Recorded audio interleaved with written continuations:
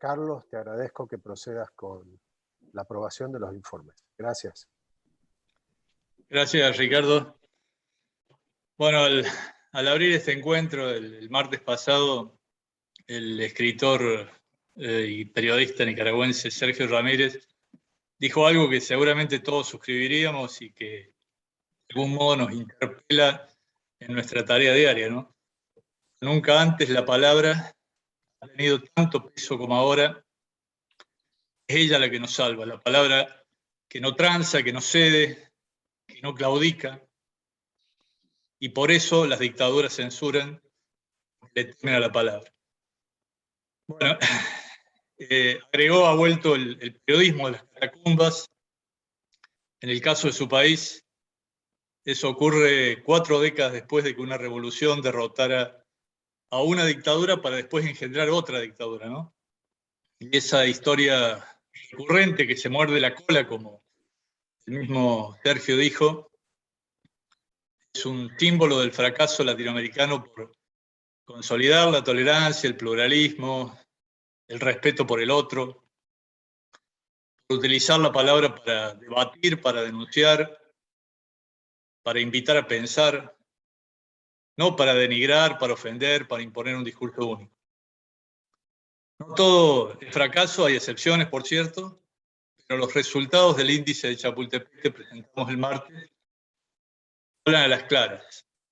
De 22 países analizados, solo 2 pueden exhibir un clima de libertad plena, mientras que los otros 9 de la mitad tienen restricciones bajas, 8 plantean restricciones medias o altas, y 3 carecen por completo de libertad de prensa y de expresión. En este encuentro hemos escuchado cómo en buena parte de la región se estigmatiza cada vez con mayor frecuencia a periodistas, a medios, a opositores, restringe el acceso a la información pública, se alienta la violencia, no hay compromiso para frenar los asesinatos y otros ataques contra periodistas, ni para investigar a quienes los cometen, se persigue, castiga y encarcela a quienes ejercen el derecho humano esencial a expresarse en libertad, fuerza al exilio, se asfixia económicamente y con trabas administrativas a los medios de comunicación independientes, se aprovecha el anonimato de las redes sociales para promover discursos de odio. Ahora voy a poner a consideración los informes país por país para cerrar este capítulo crucial de las asambleas de la CIP, como dice siempre Ricardo, que hace al ADN de nuestra institución, que es el debate sobre el estado de las libertades de expresión y de prensa, e intentar vías de apertura que permitan su consolidación. Lo dijimos y ahora lo reiteramos. Estamos convencidos de que el periodismo profesional, el periodismo de calidad, sigue siendo un antídoto contra los totalitarismos. Y eso seguramente nos alienta a todos a no bajar los brazos, aunque en muchas ocasiones sintamos que los autócratas, los tiranos, logran imponerse. Vamos a comenzar entonces por los informes. En primer lugar, pongo a consideración el informe de nuestro vicepresidente regional en Argentina. ¿Hay alguna observación, algún agregado que hacer? Si no hay nada, entonces lo damos por aprobado. Te pido, Ricardo, que me vayas asistiendo porque no tengo la vista de todos los presentes. Con mucho gusto. Ponemos ahora a consideración el informe de Bolivia. ¿Alguna observación o agregado? Aprobado. Seguimos con Brasil. Aprobado. Ponemos a consideración el informe de Canadá. Aprobado. El informe de Caribe. Aprobado. Pasamos al informe de Chile. Aprobado. Ponemos a consideración el informe de Colombia. Aprobado. Seguimos con Costa Rica. Aprobado, señor presidente. Gracias. Gracias. Vamos con el informe de Cuba. Aprobado, gracias. Seguimos con el informe de Ecuador. Aprobado. Pasamos al informe de El Salvador. Aprobado. Ponemos a consideración el informe de Estados Unidos. Aprobado. Seguimos por Guatemala. Aprobado. Gracias. Gracias, Mario. Seguimos con el informe de Haití. Aprobado. Ponemos a consideración el informe de Honduras. Aprobado. Seguimos con el informe presentado por México. Aprobado. El informe de Nicaragua. Aprobado. Informe de Panamá. Aprobado. Paraguay. Aprobado. Perú. Aprobado. Puerto Rico. Aprobado. República Dominicana. Aprobado. Uruguay. Aprobado. Y por último el informe de Venezuela. Aprobado. Bueno, con esto hemos dado aprobación a todos los informes presentados país por país. Ricardo. Sí, quiero mencionar que ya los informes son oficiales, ya están colgados en los 3 idiomas en la página de la CIP, que pueden acceder entrando en la mano izquierda superior, van a encontrar el rótulo Asambleas, y ahí pueden encontrar los informes ya aprobados, como dijo Carlos. Y ahora entonces pasamos a la Comisión de Resoluciones, que está presidida por Juan Pablo Illanes del Mercurio, Chile. Por favor, Juan Pablo. Muchas gracias, Ricardo. Tenemos 10 resoluciones que han sido sometidas a esta comisión. Vamos a ir una por una a ver si las aprobamos o si hay observaciones que formular. La primera es la de Cuba. Si alguien tiene algo que decir, en caso contrario, damos por aprobada la resolución sobre Cuba. Enseguida, Nicaragua. Ofrezco la palabra. Si nadie tiene nada que observar, damos por aprobada la resolución sobre Nicaragua.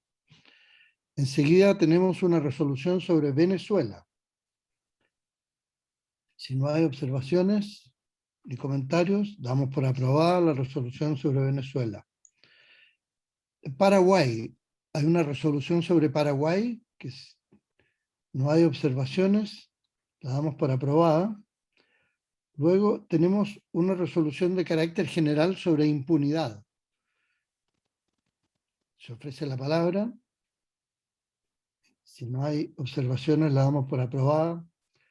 Luego tenemos una de impunidad Brasil, una que está en idioma portugués en el original. Si nadie tiene observaciones, la damos por aprobada. Y luego tenemos una impunidad sobre México. Impunidad México se llama la resolución. Si no hay observaciones, también la damos por aprobada. Enseguida hay una resolución sobre el acceso a la información de carácter general que incluye a varios países. Si nadie tiene nada que decir, la damos por aprobada. Luego hay otra de carácter general que se refiere a la retribución justa y razonable por los contenidos periodísticos. Si no hay observaciones, la damos por aprobada. Y por último tenemos la resolución que se refiere a los agradecimientos, que voy a dar lectura completa a esta resolución, que dice así: considerando que debido a la pandemia del COVID-19, la 77 Asamblea General no pudo realizarse este año en Madrid, España, y que en su lugar la CIP organizó un programa en plataformas virtuales de 4 días de paneles y presentaciones. Considerando que durante casi 2 años de emergencia sanitaria, los siguientes patrocinadores han sostenido a esta y a otras actividades de la CIP: la Fundación John and James Knight, Google News Initiative, Facebook Journalism Program, Protect Media, Televisa, Grupo Sura, Chartbeat, Edward y Karen Seaton, Agencia F, el Grupo Bolívar, Europa Press, Agence France Press y The New York Times. Considerando que 82 personas intervinieron en 26 presentaciones durante los 4 días de la Asamblea del 19 al 22 de octubre de 2021, considerando que la selección de los temas y la alta calidad de presentadores, presentadoras y panelistas le dieron un alto relieve en la prensa y las redes a la 77 Asamblea General de la CIP, considerando que más de 1000 visitantes únicos se conectaron al programa de la Asamblea a través de Zoom y YouTube, y que en algunos medios de comunicación la transmisión de la CIP fue compartida entre varios ejecutivos, editores y periodistas, considerando que las autoridades y los directivos de la CIP con una alta disposición fueron parte del éxito de la Asamblea, haciendo distintos aportes a lo largo del programa, considerando que el equipo de trabajo de la CIP realizó un esfuerzo organizativo para hacer posible el éxito de la Asamblea, la 77 Asamblea General de la CIP acuerda agradecer a los patrocinadores de esta Asamblea y de otras actividades de la CIP, aún en tiempo de pandemia: la Fundación Johnny James Knight, Google News Initiative, Facebook Journalism Program, Protect Media, Televisa, Grupo Sura, Chartbeat, Edward y Karen Seaton, Agencia F, Grupo Bolívar, Europa Press, Agence France Press y The New York Times. Agradecer el valioso aporte a esta reunión ofrecida por el escritor nicaragüense Sergio Ramírez, al vicepresidente de Google Noticias Richard Gringas, al diputado alemán ante el Parlamento Europeo Axel Voss, la presidenta de la Comisión Interamericana de Derechos Humanos Antonia Urrejola, a los expresidentes Mauricio Macri de Argentina, Luis Alberto Lacalle de Uruguay y Jorge Tuto Quiroga de Bolivia, así como al magistrado de la Corte Interamericana de Derechos Humanos, Ricardo Pérez Manrique de Uruguay, a la fiscal especial de México, Estefanía Muñoz, a Guilherme Canelas de Sousa Godoy, jefe de la sección de Libertad de Expresión y Seguridad de Periodistas de UNESCO, María Cristina Capello, LATAM Head of Safety de Facebook, y al relator para la libertad de expresión de la OEA, Pedro Vaca Villarreal. Y reconocer la contribución de los siguientes ejecutivos y líderes de prensa. Solo voy a dar lectura a los nombres sin referirme a los cargos que ya todos conocen: Gabriela Cañas, María José Pepa Bueno, Borja Echevarría, Philip Meisterman, Bruce Ellen, Florian Nem, Nahuel Caputo, Rosenthal Alves, David Wormsley, Camila Zuluaga, David Rubin, Fernando Belsunce, Aitor Moll Sarasola, Ana María Reyes, Armando Castilla, Javier Kravis, Alejandro Lorenzo Dreida, Ivette Chicas, Inés Aispun, Maribel Pérez Wadsworth, Emilia Díaz Truck, Mónica Almeida, Hugo Alconada, Ángel Sotera, Florencia Fernández, Carlos Fernández, Enrique Yarza, Ramón Alonso Aranegui y David Sánchez. Y felicitar por el éxito de la 77 Asamblea al presidente de la CIP, Jorge Canaguati Larach, al presidente de la Comisión de Libertad de Prensa e Información, Carlos Jornet, y a todos los demás miembros de la CIP que participaron en esta reunión. Esa sería la resolución de agradecimientos final. Y si no hay observaciones, la 77 Asamblea de la CIP la da por aprobada. Hasta ahí las resoluciones, presidente. Muchas gracias, Juan Pablo. Quiero comentarles que tanto los informes como las resoluciones, para quienes no están familiarizados cómo son las aprobaciones que se han acabado de hacer ahora, tuvieron un proceso de 3 días en que sí hemos recibido muchos cambios, tanto en sus cuestiones de edición, pero sobre todo de contenidos para estas resoluciones e informes país por país. Así que es un proceso, no digamos, podríamos decir que uno de los procesos más dinámicos que tiene la CIP en el trabajo de los vicepresidentes y de las diferentes comisiones que trabajan durante la asamblea detrás del escenario y que ustedes tal vez no lo pueden ver. Ahora sí, tiene particular importancia siempre el tema de las conclusiones, así que adelante, Jorge, para que presentes. Le pido a Fernán Sajied, ¿ya está conectado? Sí está. Fernán, por favor, presidente de las conclusiones, para que lea las conclusiones de esta asamblea. Fernán. Sí, Jorge, buenas tardes, muchas gracias. Bueno, las siguientes son las conclusiones de la 77ª Asamblea General de la CIP. Desde su exilio en Madrid, el escritor nicaragüense Sergio Ramírez supo ponerlo en pocas palabras. El autoritarismo, dijo, busca reinar en el silencio antes que escuchar las voces que perturban. En los últimos 6 meses, la libertad de expresión en las Américas enfrenta 3 rasgos dominantes: la radicalización represiva, criminalización judicial y un entorno asfixiante. Hostilidad, estigmatización, violencia, detenciones y muerte. Ejercer el periodismo cada vez es más peligroso en países cuyas democracias se degradan lentamente, concluyó la CIP. 9 periodistas fueron asesinados en la región, 6 en México, 1 en Brasil, 1 en Colombia y 1 en Haití. Ya son 17 en los últimos 12 meses. Gustavo Sánchez Cabrera, que había sobrevivido a un ataque armado en 2020, fue asesinado a balazos en Oaxaca. A Ricardo Julio Domínguez lo acribillaron en un estacionamiento justo cuando iba a recoger un pago por publicidad. Benjamín Morales, director de una página web, fue hallado al borde de una ruta. La desesperación es tal que los propios medios mexicanos decidieron crear la Alianza de Medios MX para combatir tanta impunidad.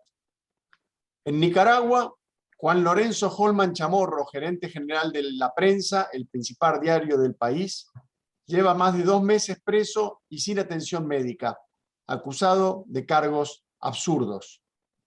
Más de 30 periodistas huyeron despavoridos al exilio desde Venezuela, Cuba y Nicaragua. Las campañas de estigmatización contra los comunicadores se han vuelto una política corriente de los presidentes de México, Perú, Brasil y El Salvador, entre otros países. La sustentabilidad de los medios constituye otro aspecto actual y urgente. Tras los serios perjuicios causados por la pandemia de COVID, cuyos confinamientos generales derivaron en picos inéditos de audiencia, pero a la vez en una gravísima parálisis económica que afectó a anunciantes y lectores por igual. Los ejemplos australiano y europeo marcan una hoja de ruta para lograr que las grandes plataformas tecnológicas retribuyan adecuadamente por el uso de los contenidos periodísticos, proceso en curso en buena parte del mundo. Los testimonios de la represión cubana son atroces. La dictadura de la isla vivió el semestre más difícil en los últimos 25 años. El gobierno respondió a las masivas protestas pacíficas en forma indiscriminada, como no se había visto antes. Varios hombres y mujeres de prensa fueron encarcelados, incomunicados, sin asistencia legal, acusados de desacato y por difundir propaganda enemiga, esto último entre comillas, y podrían enfrentar penas de hasta 10 años por estos supuestos delitos. Nicaragua llegará a las elecciones presidenciales del próximo 7 de noviembre con los principales candidatos de la oposición encarcelados, el diario La Prensa confiscado y algunos de sus principales exdirectivos bajo arresto. El régimen de Daniel Ortega y su esposa Rosario Murillo desató una verdadera cacería para callar toda voz crítica. El caso de Holman es indignante. Fue llevado a, cito textual, firmar unos papeles a una dependencia judicial y detenido acusado de defraudación aduanera, lavado de dinero, bienes y activos en perjuicio del Estado y la sociedad nicaragüense. La dictadura ataca con citaciones judiciales arbitrarias y asedio policial por cometer, vuelvo a citar, actos que menoscaban la integridad. Ya son 26 los periodistas que decidieron exiliarse en el mayor éxodo desde las protestas ciudadanas desde 2018. En Venezuela no se ve una salida del régimen de Nicolás Maduro en el corto plazo. El principal diario, El Nacional, sigue tomado por el ejército sin orden judicial alguna. Los medios gráficos independientes solo funcionan en la web, manejados desde el exterior, en el país de peor acceso a Internet del hemisferio. El madurismo, que acaba de interrumpir el diálogo con la oposición tras la extradición de un conocido testaferro a Estados Unidos, no reconoce límites. Ahora va contra las familias de los periodistas que viven en el exilio, allanándoles las casas y librándoles órdenes de captura. Tras la asunción del gobierno de Pedro Castillo, los medios peruanos denuncian la peor situación desde la caída del régimen de Fujimori 20 años atrás. El Poder Ejecutivo hizo propia la actitud agresiva hacia la prensa que solía tener el Congreso, con proyectos de ley disparatados. Se prohíbe el ingreso de los periodistas al Palacio Presidencial y Castillo se ha negado hasta ahora a firmar las declaraciones de Chapultepec y de Salta en favor de la libertad de expresión, además de no haber dado una sola entrevista en 2 meses y medio. En México, el país con más asesinatos a manos del crimen organizado, las descalificaciones y diatribas contra la prensa son ya una costumbre diaria del presidente Manuel López Obrador, que dedica un espacio matutino para criticar a medios y reporteros, concentrándose prioritariamente en los diarios Reforma y El Universal, a los que llama, cito, enemigos del pueblo. En El Salvador, el régimen de Nayib Bukele avanza en una deriva autocrática con el control del aparato judicial, obsesionado con demonizar la tarea de los cronistas mediante burlas y mensajes infundados que luego se traducen en agresiones y atropellos. ¿La consecuencia cuál es? Empieza a reinar la autocensura, reconocen los propios colegas. El gobierno de Bolivia promueve ahora insólitamente suprimir el secreto de las fuentes periodísticas, medida que ya debate la Asamblea Legislativa. En la Argentina, un ministro intimida gravemente a un humorista ante la indolencia presidencial.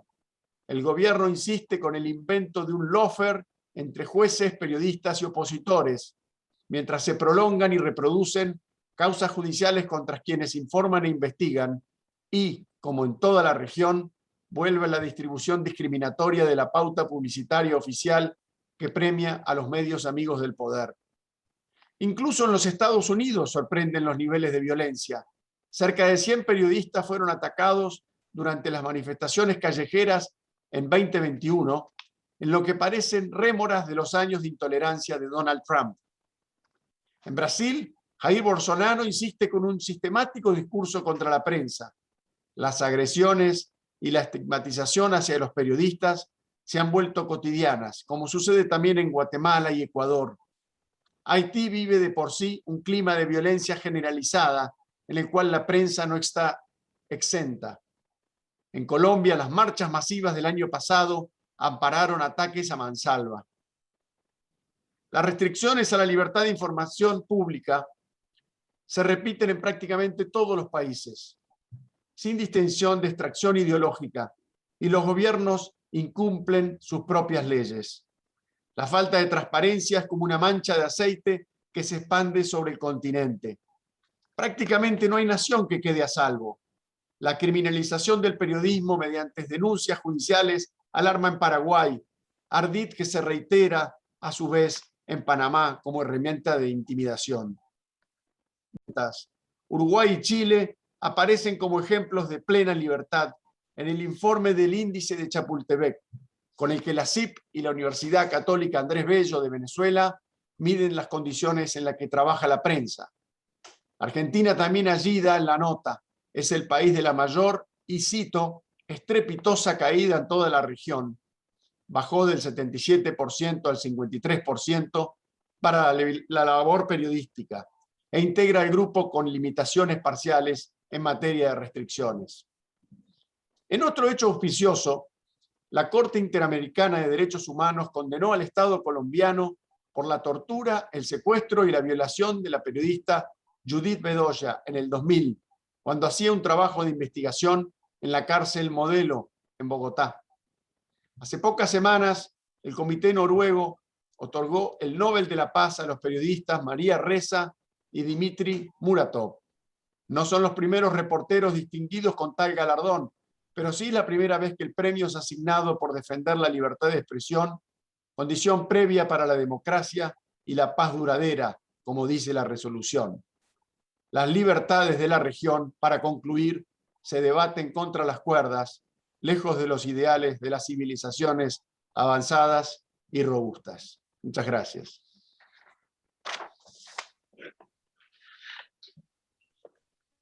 Muchas gracias, Fernán. Quiero tomar esta oportunidad para agradecerle a Carlos, Jorneta, a Juan Pablo, Ilianes y a ti, Fernán, por todo el trabajo y apoyo que hicieron en cada una de estas comisiones y el arduo trabajo que pusieron, ¿verdad? Muchísimas gracias. Muy bien. Si me permite, Jorge, ahora entonces, terminada ya prácticamente la asamblea con la aprobación de los informes, resoluciones y conclusiones, las cuales ya han sido colocadas en el chat. La pueden ver ahí para que puedan tomar los enlaces o directamente sacarlos de la página. En estos momentos va a salir un informe sobre las conclusiones, como siempre tradicionalmente hacemos tras cada asamblea. Llega ahora uno de los momentos, yo diría, más importante y trascendente para conformar esta historia de la CIP todos los años, que tiene que ver con las autoridades, las nuevas autoridades y los nuevos directores. Para quienes no están familiarizados con este proceso, quiero comentarles que una comisión o un comité de nominaciones es la que efectúa estas nominaciones que son pasadas a la Asamblea para aprobar a las nuevas autoridades. La comisión de nominaciones está conformada por un grupo de expresidentes que todos los años va teniendo reuniones durante el año para ir midiendo un poco lo que está realizando la CIP y ir eligiendo las personas que tienen que dirigir esta sociedad año tras año. También tiene que ver con el resultado de las votaciones para la Junta de Directores. La CIP tiene 60 directores y anualmente se renuevan las 2/3 partes de esos directores, es decir, 20 directores o directoras. Y eso ocurre, 1/3 parte, perdón. Y eso ocurre, nunca anduve muy bien en matemáticas, así que gracias siempre me la llevé. Gracias por la corrección. Y eso ha ocurrido la semana previa a la asamblea, donde más de 150 socios de la CIP han tenido la oportunidad de votar. Ese informe le cabe siempre al presidente de la comisión de nominaciones. En este momento se trata de Christopher Barnes, de Jamaica. Lamentablemente él está en un vuelo entre Toronto y Miami, no puede hacerlo, y le ha pedido a Juan Pablo Illanes, del Mercurio, Chile, que es además tesorero de esta organización, una autoridad, para que pueda leer el informe y dar a conocer a autoridades y directores. Gracias, Juan Pablo. Muy bien, gracias Ricardo. Voy a empezar por dar a conocer los 20 nuevos directores, que son, estos son el resultado de la elección, elegidos por los socios que votaron, digamos.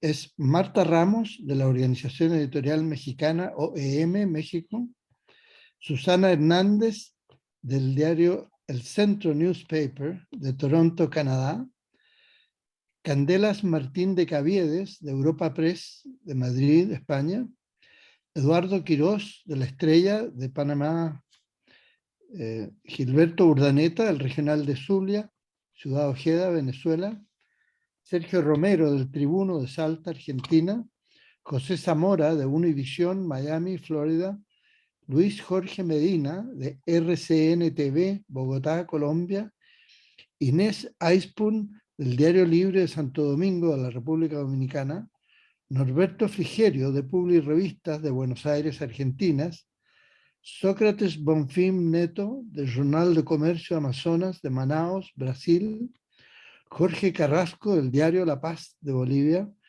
Ulilo Acevedo, de Hoy Diario de Magdalena, de Santa Marta, Colombia; Mario Alejandro Sandoval, de Prensa Libre, de Guatemala; Rubén Acosta, de Televisa, Ciudad de México; Andrea Miranda, El Debate, de Culiacán, Sinaloa, México; Enrique Gómez Orozco, del diario AM, de León, Guanajuato, en México; Kevin Gray, de Telemundo, Miami, Florida; Lucia Alexandra Freire, La Prensa, de Río Bamba, en Ecuador; y Pedro Zambrano, del diario Puerto Viejo, Ecuador.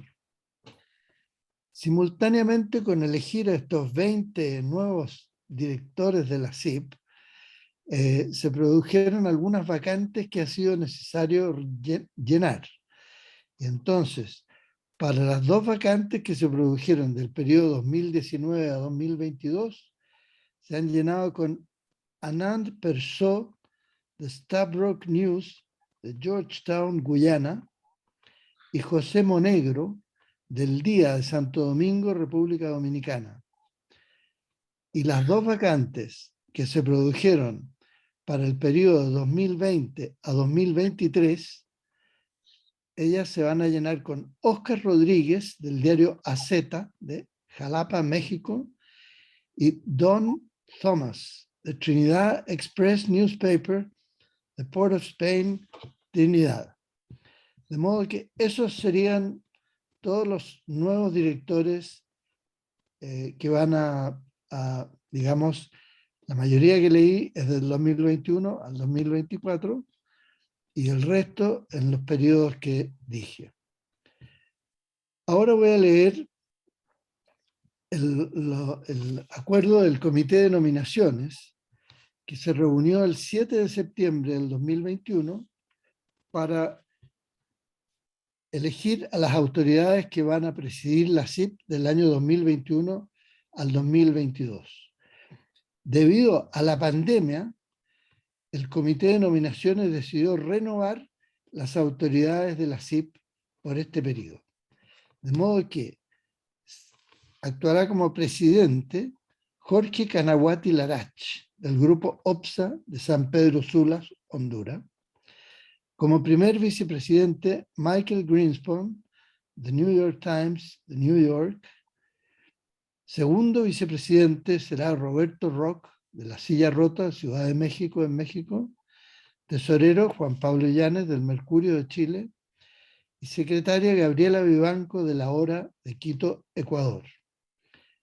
Y los comités quedarán presididos por las siguientes personas. El comité ejecutivo continúa presidido por José Roberto Dutriz, de la Prensa Gráfica de San Salvador, El Salvador, y como vicepresidente Christopher Barnes, de Gleaner, Kingston, Jamaica. Y los jefes de los otros comités son el Instituto de la Prensa, presidido por Ernesto Kreiselburg, del Día La Plata, Argentina; el Comité de Becas, por Gilberto Urdaneta, del Regional de Zulia, Ciudad Ojeda, Venezuela.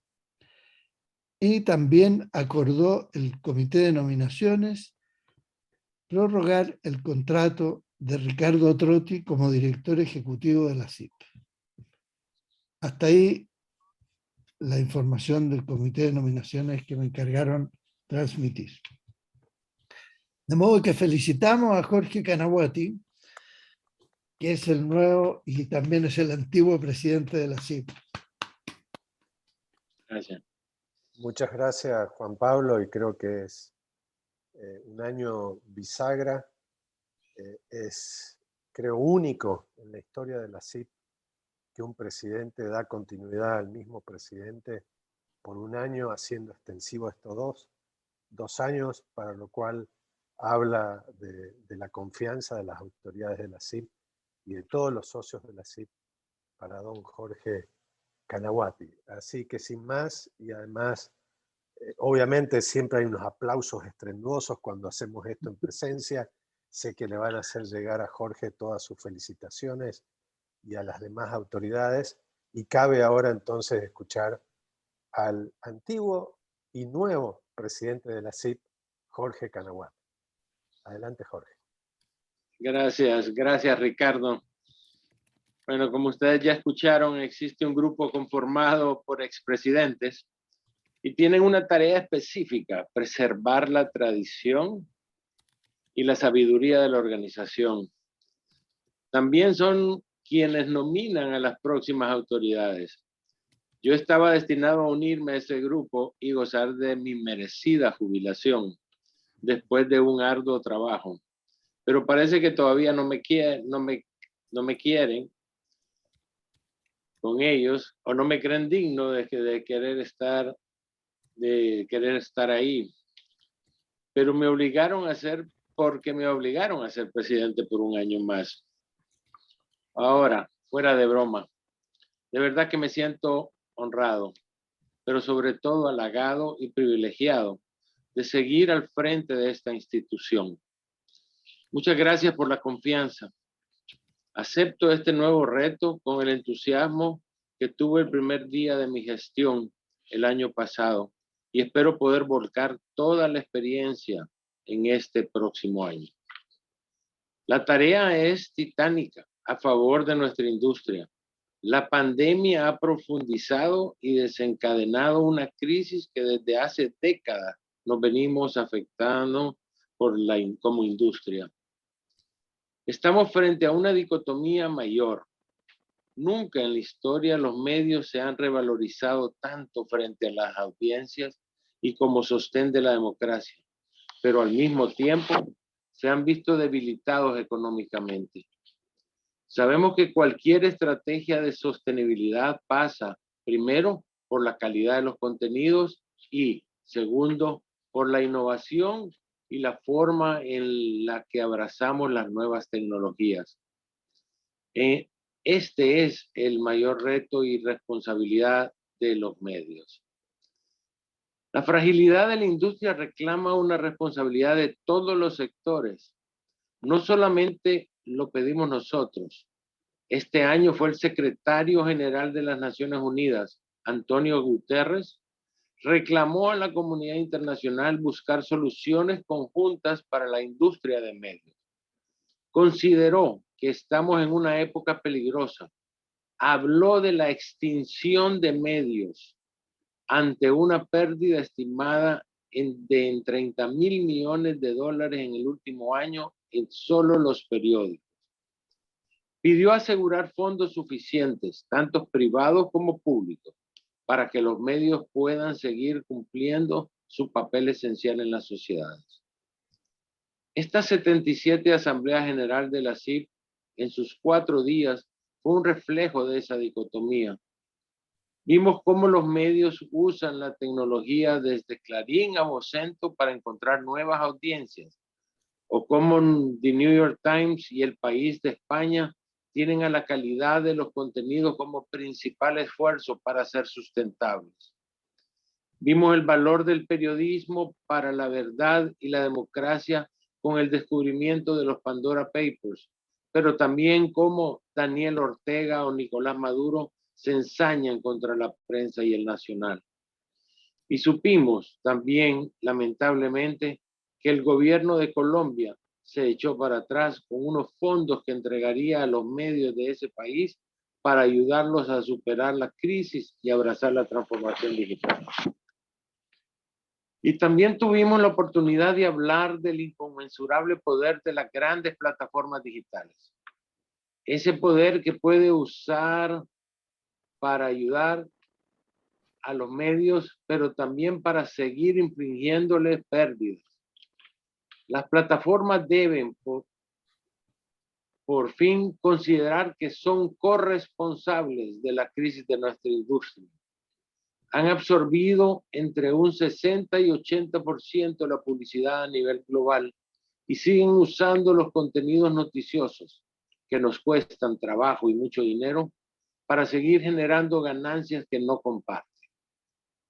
Nos alegramos que Richard Gingras, el vicepresidente de Google News Initiative, nos haya dicho en la asamblea que está dispuesto a escuchar y además que proseguirán con la implementación de Showcase en América Latina. En este sentido, quiero ser enfático. Seguiremos trabajando con las demás asociaciones de medios regionales y globales como lo hicimos este año. Tejeremos nuevas estrategias para seguir pidiendo por el pago de contenidos y observando a detalle lo que se está consiguiendo en Australia, Europa, Estados Unidos y Canadá mediante acuerdos voluntarios u obligados por la ley. Eso no quita que no seamos agradecidos por todos los programas que las grandes plataformas ofrecen a los medios, pero tampoco quita que sigamos reclamando por acuerdos que deben ser justos, equitativos y universales. Este año también quiero poner énfasis en seguir buscando esas alianzas con diferentes sectores públicos y privados que ayuden a los medios como reclamó Gutiérrez. Por eso trataremos de seguir buscando fondos a través de mecanismos oficiales, pero siempre mediante políticas que deben de ser transparentes, no discriminatorias y respetuosas de la independencia editorial de los medios. Creo que organismos como el Banco Centroamericano de Integración Económica, que estuvo representado en esta asamblea, o el Banco Interamericano de Desarrollo, que estuvo con nosotros en abril, y otros organismos como el Banco Mundial y la Corporación Andina de Fomento pueden ayudar ante la emergencia de los medios. Esto no implica que estemos detrás de dávidas, subsidios o seamos los nuevos menesterosos de la sociedad, sino que, como dije antes y ratifico ahora, debe existir una responsabilidad social sobre la permanencia de los medios de comunicación. En las comunidades que se han quedado sin medios o con medios débiles, han crecido las noticias falsas, la desinformación, las mentiras, las teorías conspirativas, la injusticia y la corrupción.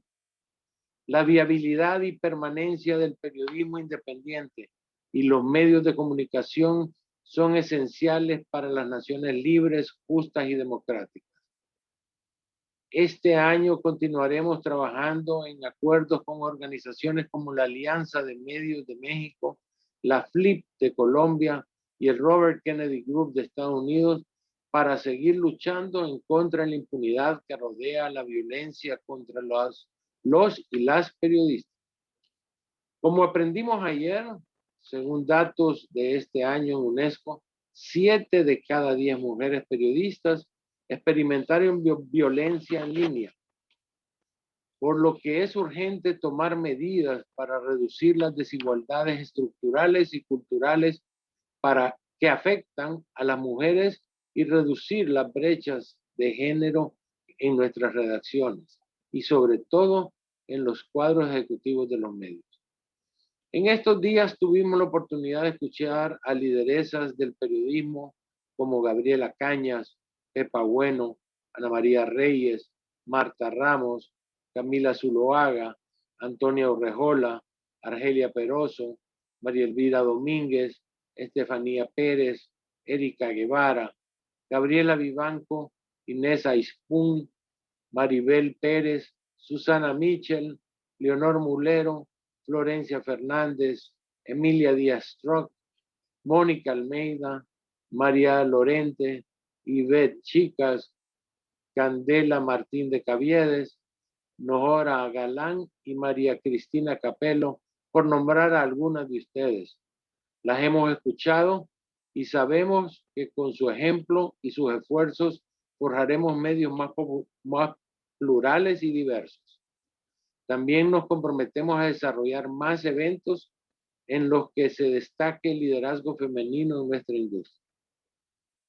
En el correr de las semanas, les prometo que tendremos delineados los detalles de la nueva estrategia de trabajo para este año. Primero me sentaré a escuchar a todos y sobre todo a las personas que les he pedido que me ayuden en esta tarea que quiero recalcar estará destinada a seguir apoyando a nuestros socios para hacer que los medios sean sustentables y puedan seguir contribuyendo a las tareas esenciales de defender y promover la libertad de prensa y expresión, como lo delimitan nuestras declaraciones de Chapultepec y Salta. He pedido que me acompañen en este nuevo año como presidentes de comisiones.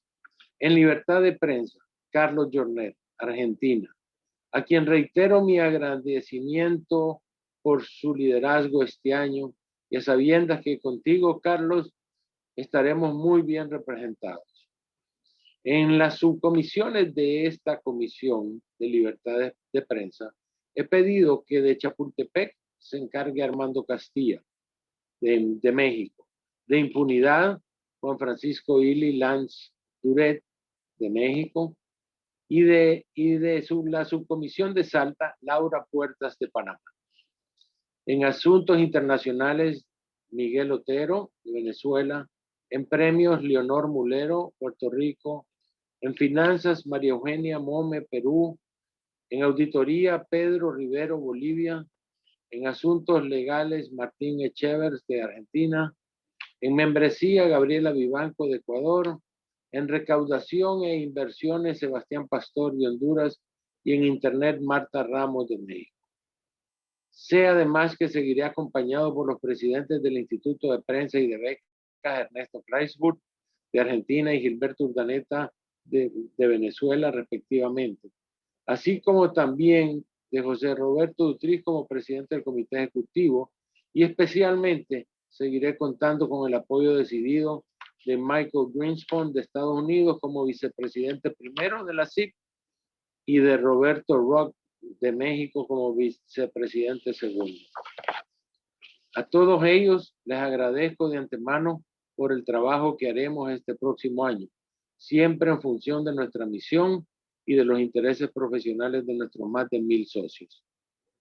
Quiero agradecer en este momento todo el apoyo de la administración de la oficina, a Melba Jiménez, a Marta Estrada, a Paola Irube, a Ana María Pérez, Horacio Ruiz, pero muy especialmente a Ricardo Trotti por su liderazgo, motivación, esfuerzo y compromiso con esta organización. De verdad, Ricardo, que tu participación hace la diferencia.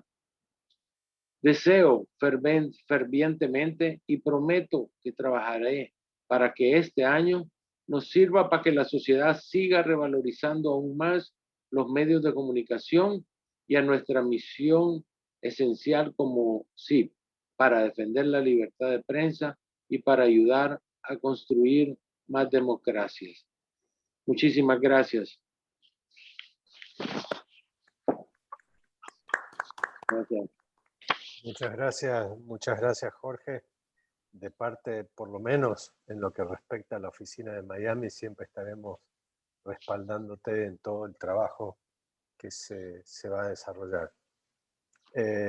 Sin más, creo que hemos llegado al término de una nueva asamblea. Esta es la 77, son 77 años de asamblea. Sé que todos somos muchísimos más jóvenes que la edad de nuestra organización, pero siempre, como dijo Jorge en la presentación de los informes, recordando en cada una de nuestras reuniones a los fundadores de esta organización ya que en 1920 estaban pensando en una organización panamericana.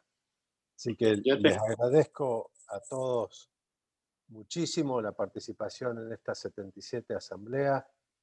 Quedamos conectados esperando que la pandemia vaya minorizando cada vez más y en octubre del 2022 podamos celebrar la asamblea en Madrid, la 78 asamblea en Madrid. Creo que todos hacen votos para eso. Seguramente en la mitad o en el primer semestre del año 2022 vamos a tener alguna actividad presencial en Miami con SIPConnect, Junta de Directores, Comité Ejecutivo, como ya nos ha adelantado el presidente nuevo de la CIP. Sin más, Jorge, quedas para vos la última palabra para cerrar esta transmisión. Bueno, gracias, Ricardo. Pues también con el anhelo de poder reencontrarnos presencialmente con todos los amigos y colegas del hemisferio. Creo que esas reuniones presenciales han sido parte de que ha construido el ADN de la CIP también, esa interrelación y ese compromiso que tenemos con la organización. Solo me resta de nuevo agradecer a todos nuestros patrocinadores, a todos los que nos han apoyado, a los que se han esforzado, a los miembros de las comisiones que han trabajado arduamente en esta asamblea que sí la podemos catalogar como muy exitosa. Así que espero que se mantengan sanos y nos vemos en Miami el próximo marzo, abril. Muchísimas gracias a todos. Hasta luego. Gracias. Chao. Chao, saludos a todos. Hasta luego. Un abrazo. Saludos a todos, saludos a todos. Luego, gracias.